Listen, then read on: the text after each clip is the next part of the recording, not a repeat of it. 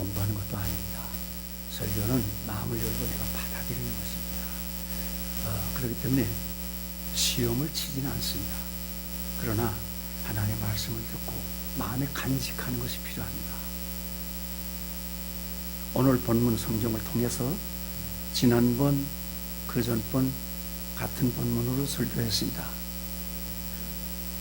지혜로운 청직이라고 하는 제목으로 설교를 했습니다. 지혜로운 청직이 처음에 어떤 사람이라고 그랬어요?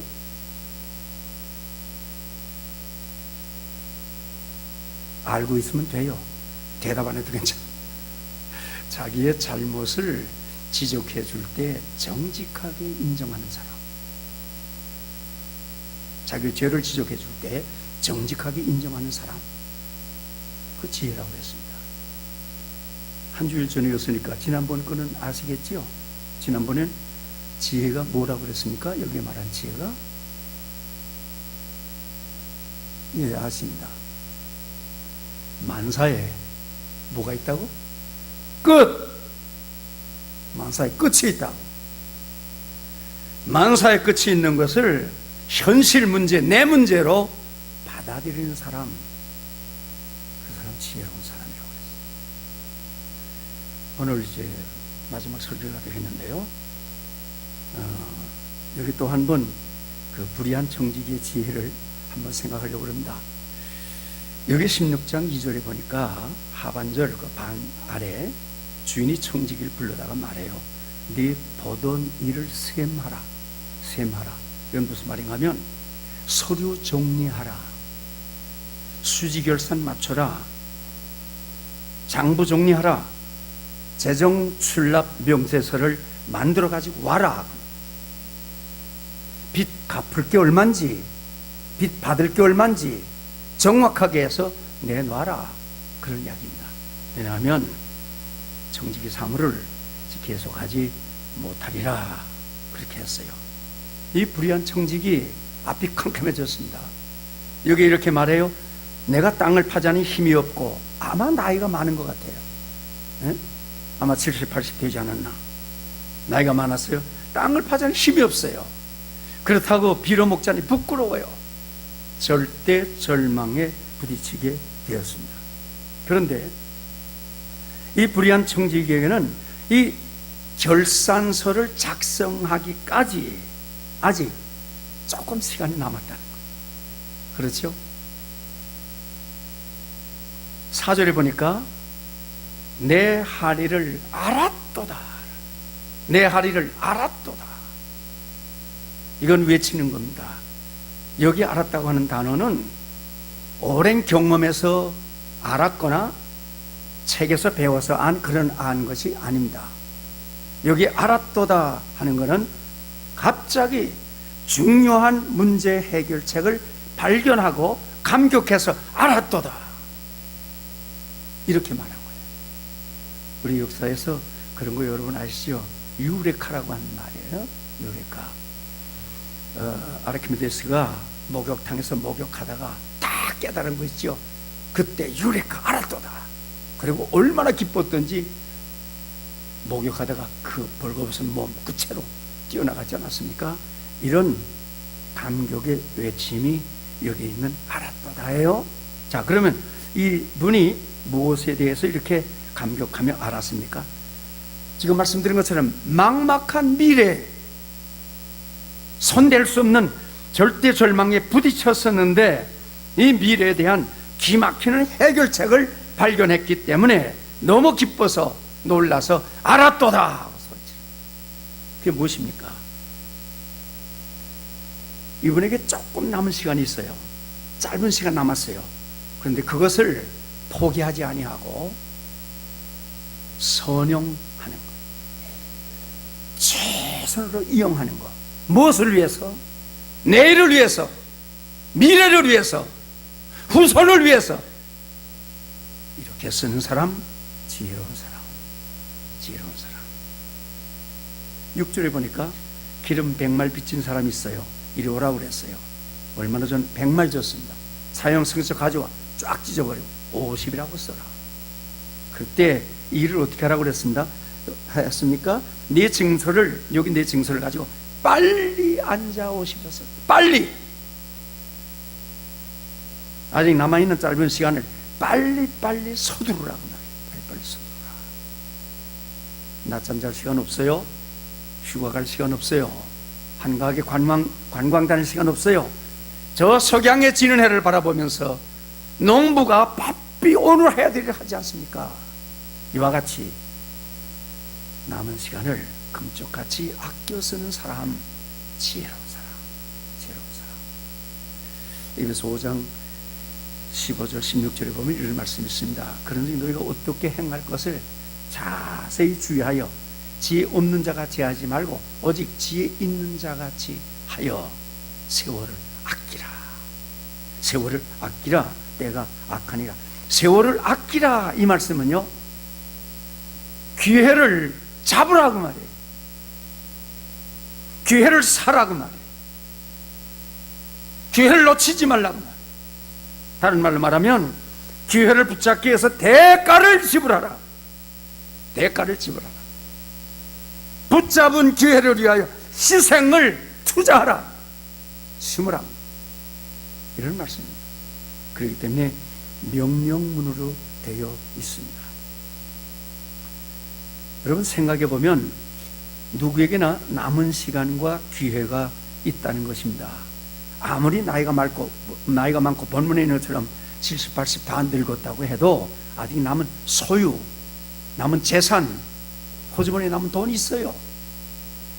남은 지식, 남은 힘, 남은 재능 다 있습니다. 그런데 이것을 포기하지 않고 땅에 묻어두지 않고 영원한 진리, 하나님의 나라를 위해서 생명을 건지는 영혼을 구원하는데, 그리고 사랑하는데 최대한으로 사용하는 사람, 지혜로운 사람입니다. 동의하십니까? 그러면 아멘 좀 하세요. 나 혼자 말하게 하지 말고. 우리 선배 목사님 가운데 최필근 목사님이라고 계십니다. 오래전에 평양 창동교회에서 목회했습니다. 그때 제가 평양 창동교회 학생회 회원이었습니다. 그래서 우리 학생회에서 주일학교에서 예배 끝나면 어른 예배 들어가곤 했어요. 근데 그분이 이런 그 이야기 철학이라고 하는 책을 썼는데 거기에 이런 이야기 있습니다. 어느 부자가 돈이 많아요. 그러면 10원짜리 오면 그거를 100원짜리로 바꿔요. 그리고 대리미로 쫙 데려가지고 차곡차곡 쌓아두는 부자가 있었어요. 근데 이분들이 자녀들이 있는데 병이 들었습니다. 그래서 이제 돌아가게 됐어요. 그러니까 자녀들이 와서 아버지 더 오래 사셔야지요, 아버지 건강하야지요, 눈물 흘리면서 그렇게 위로를 하고 있어요. 아버지가 점점점 힘들어졌어요. 그때 이런 이야기 했습니다. 야, 큰 사발에다가 냉수 한 그릇 떠와라. 냉수 한 그릇 떠났어요. 성냥을 가져와라. 성냥 가져왔어요. 뒤지를 열더니, 뒤지는 이제 돈 넣어둔 데인데요, 열고 이렇게 쌓인 돈을 꺼내가지고 한 장을 딱 꺼내가지고 성냥불을 탁 켜서 다 태워요. 그래서 새까맣게 된 숯을 그 냉수 얼음 그릇에다 넣어요. 근데 두 번째도 또 태운단 말이에요. 애들이 눈이 동그래졌어요. 저 많은 재산을 우리 줄까 했더니 다 태운단 말이에요. 그럼 어떡합니까? 아버지가 그렇게 하는데 다 태우더니 물그릇에 수북하게 태운 재가 시커멓게 쌓였어요. 이분이요, 다 태우더니요, 새끼손가락으로 백 저어요. 그러니까 그 시꺼먼 게, 물이 시꺼멓게 됐어요. 그러더니 쭉 마셔요. 그리고 하는 말이, 내가 번 돈 내가 다 먹고 간다 에헤이 하더니 꼬르륵 하고 죽었어요. 여러분, 이런 사람 참 미련한 사람이에요. 태어나지 말았어야 되는 사람이에요. 분명히 알아야 한다. 우리에게는 하늘나라에 저축하는 지혜를 가진 사람들입니다. 하나님이 그런 큰 길을 열어놨습니다. 왜 이 모양이에요? 참 불쌍한 사람 아닙니까? 한국에는 지저스 암이라고 하는 월간이 나옵니다. 특별히 북한 자유 위해서 지저스 암이라고 하는 책이 나오는데 2012년 수월호에 17페이지에 이런 이야기가 있습니다. 북한의 할머니 한 분이 두만강을 이렇게 건너왔어요. 건너와서 조선족 교회를 찾아왔어요. 그리고 이만한 보자기를 하나 드렸어요. 그래서 그 교회를 맡으신 분이, 할머니 이게 뭡니까? 그 할머니가 이렇게 대답해요. 6.25가 지나고 60년 동안 내 나름대로 모아놓은 11조입니다. 통일이 되어 북한의 교회가 세워지면 헌금으로 드리려고 했는데 이제 내 나이 많고 힘이 없어 통일의 날까지 살아있을 수가 없습니다. 이 할머니 죽음 직전에 지금 있어요. 죽기 전에 이 11조를 교회에 드리기 위해서 두만강을 건너왔습니다. 이 헌금을 받아주십시오. 이 할머니 죽기 전에 11조 교회에 바치는 거, 그게 유일한 소원이었어요. 11조.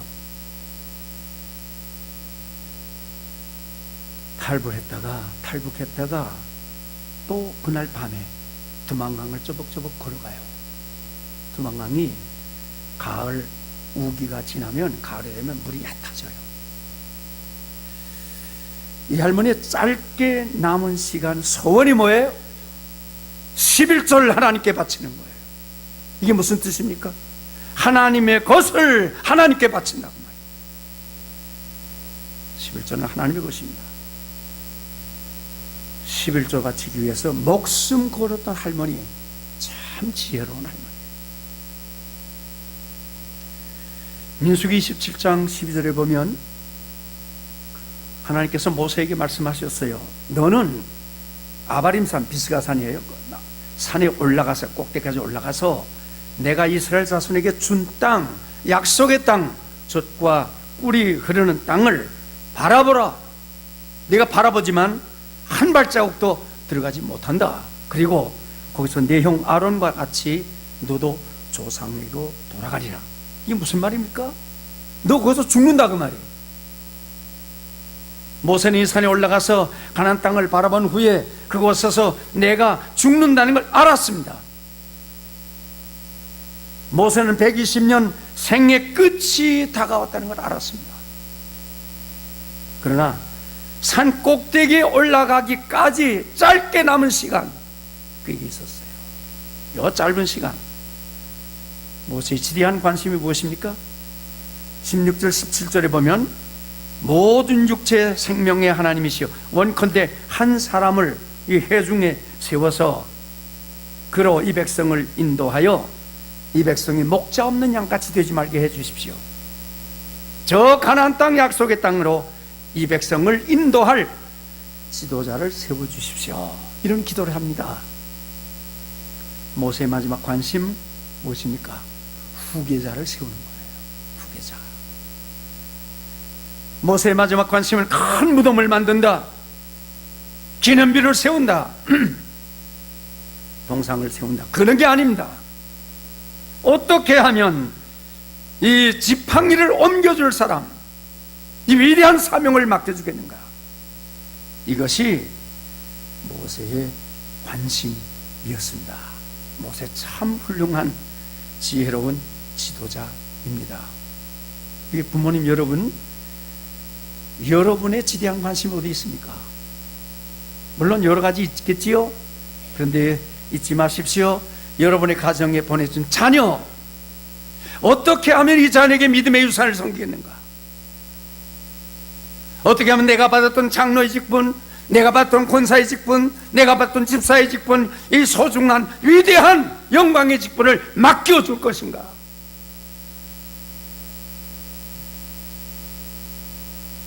이 일 때문에 고민해 보셨습니까? 이와 같은 일 때문에 내 관심을 쏟고 고민을 하고 투자를 하고 눈물 쏟고 땀을 흘리는 이런 어버이, 지혜로운 어버이들입니다. 우리 교회 장로님, 권사님 많이 계십니다. 여러분의 섬기는 교회에 다음 타자, 다음 후계자를 위해서 고민하십니까? 내가 장로직 지나다가 끝나면 그만입니까? 내가 권사하다가 그만두면 그만입니까? 아닙니다.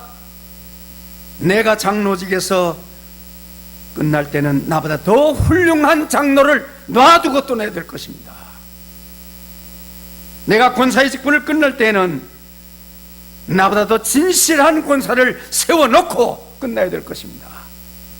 야곱처럼 훌륭한 장로를 세우고 안나처럼 훌륭한 권사를 세우고,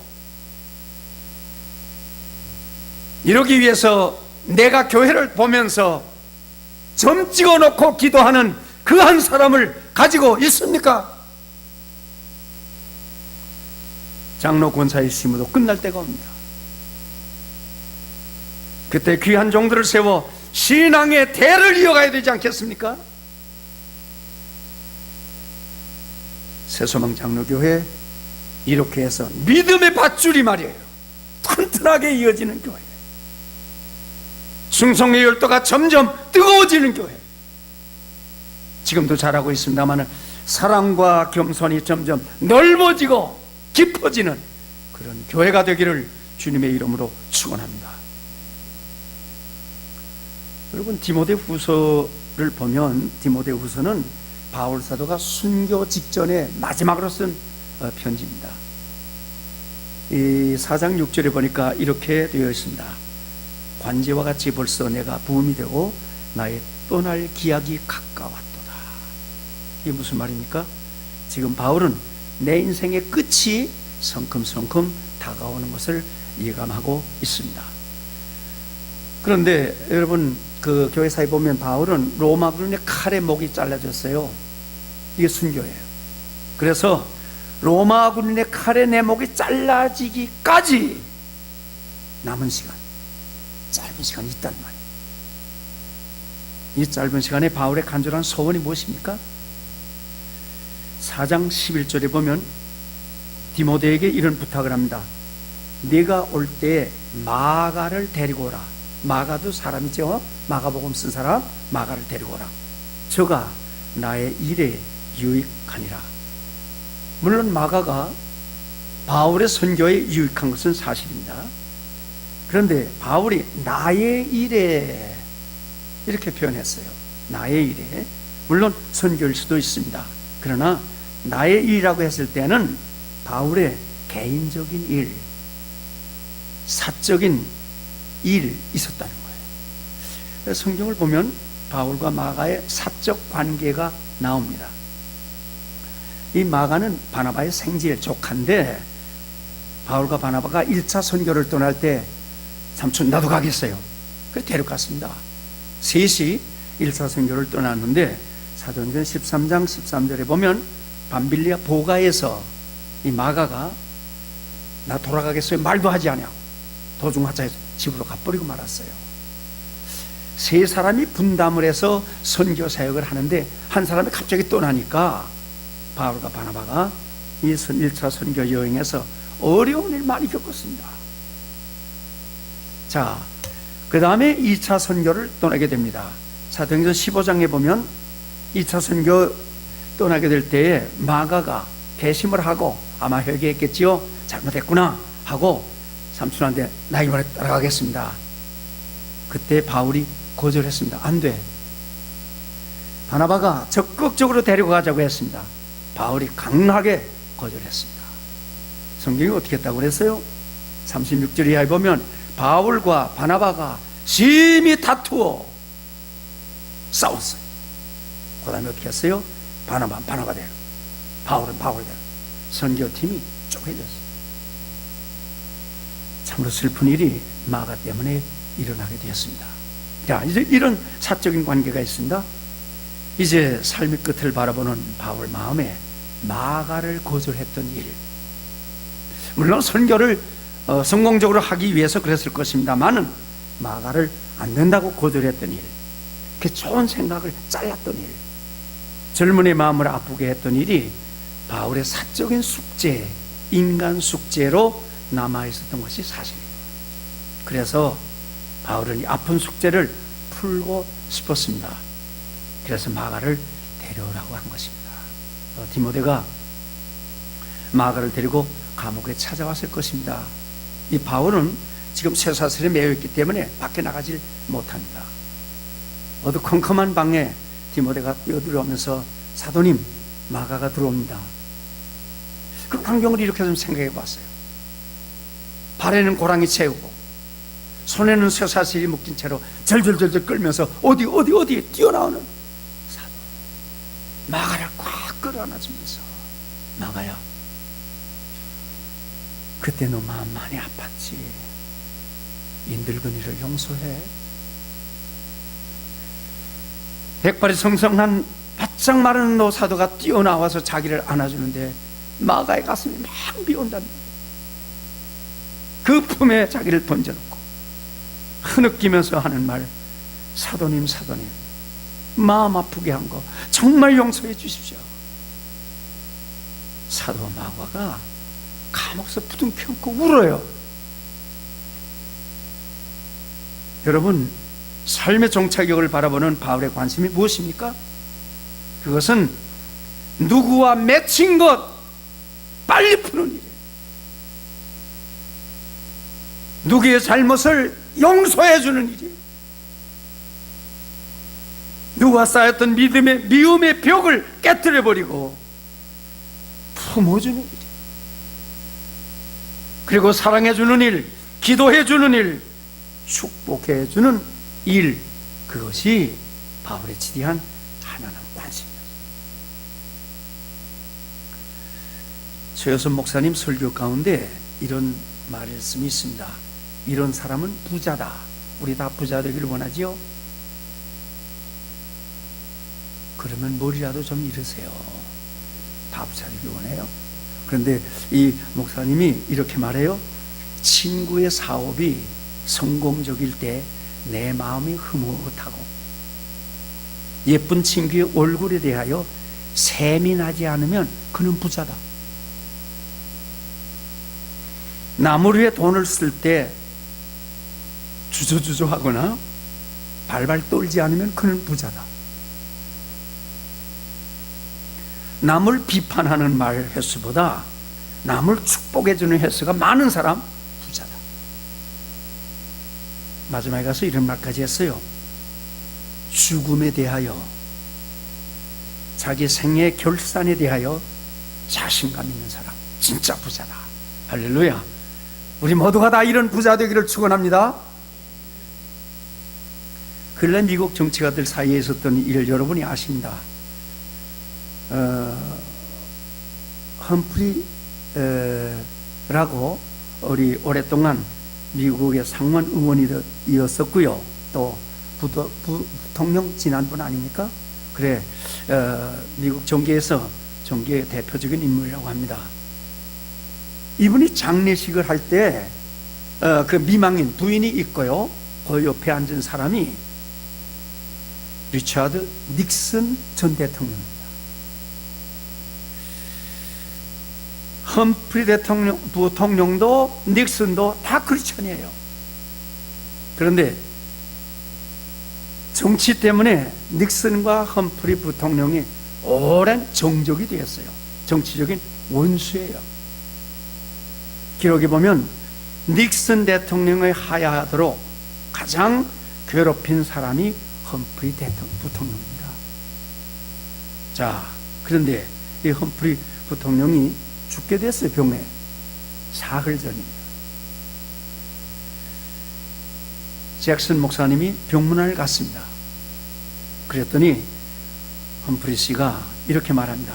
목사님, 한 가지 부탁이 있습니다. 뭐요? 내가 죽기 전에 닉슨을 만나게 해주시오. 아, 그래. 잭슨 목사님이 이렇게 말했어요. 아니, 평생 원수를 왜 만나려고 그래? 그때 험프리가 이런 이야기합니다. 주님의 용서를 받아야 되겠는데 내가 닉슨을 만나서 꼭 사과하고 회개하고 용서받고야 죽을 것 같아. 이 소식을 듣고 잭슨이 목사님에게 닉슨 대통령에게 전화했습니다. 빨리 오십시오. 험프리 대통령이 이제 곧 운명하게 되었습니다. 그래서 그 자기 비행기를 타고 달려왔습니다. 병원에 들어갔습니다. 두 노인이 확 끄덕고 울기 시작해. 내가 잘못했다고. 내가 잘못했다고. 나를 용서하라고. 나를 용서하라고. 이 일이 있은 후 다음 날 험프리 대통령은 운명했습니다. 저는 이 기록을 보면서 예수 믿는 사람들도요, 한때 범죄할 수 있다는 것입니다. 그런데 하나님은 그 죄를 그냥 놔두고 데려가지 않습니다. 그럼 어떻게 하는가? 그 죄를 반드시 회개시키고 데려갑니다. 하나님의 구원의 방법입니다. 그가 누구든지 살았을 때 예수님을 일단 영접한 사람은 하나님이 구원의 도장을 딱 쳐줍니다. 그리고 구원에 대해서 하나님 책임져 줍니다. 그런데 죄를 그냥 놔두지 않고 반드시 회개시켜서 구원하시는 것이 하나님의 구원의 방법입니다. 저는 이 말씀을 생각하면서 다른 말로 이렇게 생각이 들었어요. 성도는 예수님 영접한 사람이에요. 왔다 갔다 간 사람 아니고요. 예수님 영접한 사람은, 성도는 회개하지 않고는 죽지도 못하는 사람. 회개하지 않고는 죽지 못하는 사람. 그렇게 해서 원망 없는 최후, 미움 없는 마지막, 원수 없는 인생 마감을 하는 사람, 정말 지혜로운 사람입니다. 여러분, 살았을 때 풀어야 합니다. 살았을 때 용서해야 합니다. 살았을 때 화목해야 합니다. 내일은 보장된 시간이 아닙니다. 오늘 여기서 다 풀고 다 용서하고 끝까지 사랑만 하다가 예수님을 영광 가운데 만나는 우리 모두가 되기를 주님의 이름으로 축원합니다. 기도하십시다. 하나님, 지혜로운 청지기 말씀같이 나누었습니다. 제가 더 깊이 알지 못하여 부족한 게 많습니다. 그러나 하나님 주신 말씀 우리 마음속에 성령이시여 새겨 주시옵시고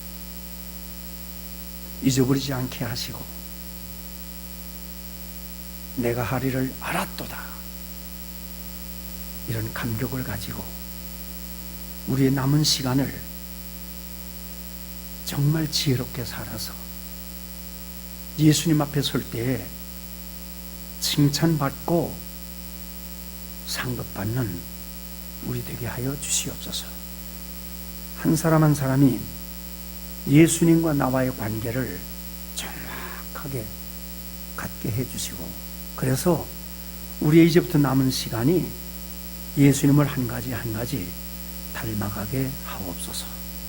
예수님의 이름으로 기도하옵나이다. 아멘.